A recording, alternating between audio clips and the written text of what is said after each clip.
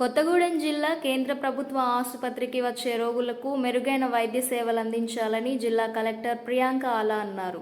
శుక్రవారం కొత్తగూడెం జిల్లా కేంద్ర ప్రభుత్వ ఆసుపత్రిని కలెక్టర్ ఆకస్మిక తనిఖీ చేశారు. ఈ సందర్భంగా కలెక్టర్ ఆసుపత్రిలో కలియ తిరుగుతూ వార్డులు పరిశీలించి రోగులతో మాట్లాడారు. రోగులకు అందుతున్న వైద్య సేవల గురించి అడిగి తెలుసుకున్నారు.